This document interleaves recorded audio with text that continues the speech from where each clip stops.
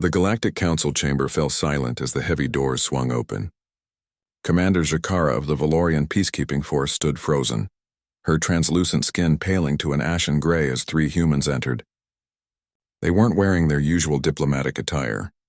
These were soldiers, Deathworlders in full combat gear, their faces carved from stone and fury. The lead human, a woman with scars crossing her weathered face, carried something wrapped in black cloth. She walked with the deliberate stride of a predator that had already chosen its prey. "Council members," the human announced, her voice echoing through the crystalline chamber. "I am Colonel Sarah Chen of Earth's Diplomatic Protection Corps. I come bearing evidence of a war crime." The Council's High Arbiter, a floating Quilnari elder, shimmered with confusion. "Colonel Chen, this is highly irregular. What is the meaning of—" The colonel unwrapped the cloth. What lay within made several council members recoil in horror. It was a skull, small, fragile, unmistakably human, a child's skull with a massive fracture across the cranium. "This," Colonel Chen said, her voice dropping to a deadly whisper, "belonged to Maya Torres, age 7, Earth Standard." Jakara's four eyes widened. She recognized that name. 3 months ago, Chen continued, placing the skull on the council table with reverent care, Maya was part of a human civilian delegation visiting Station Kafara 9. While exploring the market district with her parents, she accidentally bumped into Officer Jakara of the Valorian Peacekeeping Force. The colonel's jaw clenched. Officer Jakara deemed this collision, this accident by a 7-year-old child, as an assault on her person. Despite the parents' attempts to apologize and explain, Jakara struck Maya with her neural baton. "Full power, adult setting." Gasps rippled through the chamber. Neural batons were designed to incapacitate adult criminals, delivering a shock that could stun beings with reinforced nervous systems. Maya's human nervous system couldn't handle it, Chen said. Her brain hemorrhaged. She died screaming in her mother's arms 20 minutes later. Jakara found her voice, her translator crackling. It was an accident. The child attacked me. I responded according to protocol. Protocol? The word exploded from Chen's mouth like a bullet. Your protocol for a child who weighed 30 kilograms and couldn't possibly harm you was lethal force. The second human soldier stepped forward, a mountain of muscle and controlled rage. We requested an investigation.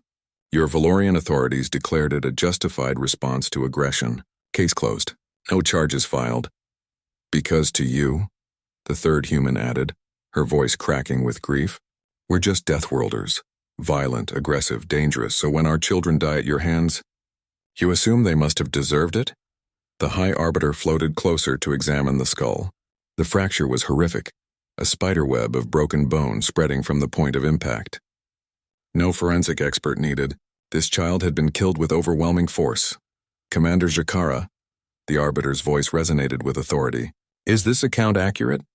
Jakara's skin flickered through several colors. The Valorian equivalent of nervous fidgeting. The child? Yes, there was an incident, but Deathworlders are inherently violent. I feared for my safety. Our protocols state... Your protocols, Chen interrupted, pulling out a holographic display. Clearly state that force must be proportional to threat level. Maya Torres was 1.2 meters tall. She weighed 32 kilograms. She was eating crystallized sugar when she stumbled into you. The hologram showed security footage of a little girl with a bright smile, holding her parents' hands before accidentally bumping into the towering Valorian officer. The footage continued. It showed Jakara shoving the child away, the parents rushing to apologize, Maya, frightened and crying, reaching up toward the officer, perhaps to apologize herself, perhaps seeking comfort. And then Jakara drawing her baton and striking the child across the head with enough force to lift her off her feet. The council chamber erupted in chaos. Even species that considered humans dangerously aggressive looked horrified. You murdered her, Chen said simply, and your government protected you. Jakara backed toward the exit. I will not be tried by Deathworlders. The Valorian Empire will— The Valorian Empire! Boomed a new voice. Will surrender Commander Jakara to human custody immediately. Everyone turned. Ambassador Thorin of Valoria stood at the entrance, his ceremonial robes hanging heavy with shame. I have reviewed the evidence. What Commander Jakara did was not justice. It was murder. My government was wrong to protect her. Jakara's skin flushed deep purple, Ambassador. You cannot. I can and I will, Thorin said firmly. Because unlike you, I understand what happens when you kill a human child and call it justice. I understand that humans do not forget. They do not forgive, and they will burn the galaxy down to ash before they let such a crime go unanswered. Colonel Chen nodded slowly. We're not here for revenge, Ambassador. We're here for accountability, for justice. Maya's parents don't want war. They want the being who killed their daughter to face trial. Real trial, not your corrupt internal review. The High Arbiter made a decision. Commander Jakara, you are hereby remanded to human custody pending formal trial for the murder of Maya Torres. Does the Council agree? The vote was unanimous. As Valorian guards escorted Jakara away in restraints, Colonel Chen carefully wrapped Maya's skull once more. We didn't want this, she told the Council quietly. We came to your stations in peace.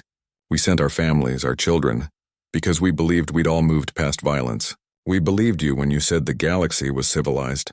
She looked at each council member in turn. Maya believed that too. She was excited to meet aliens, to see the stars, to make friends across the cosmos. Her voice hardened. Instead, she got her skull cracked open for the crime of being clumsy while eating candy. The three humans turned to leave. At the doorway, Chen paused.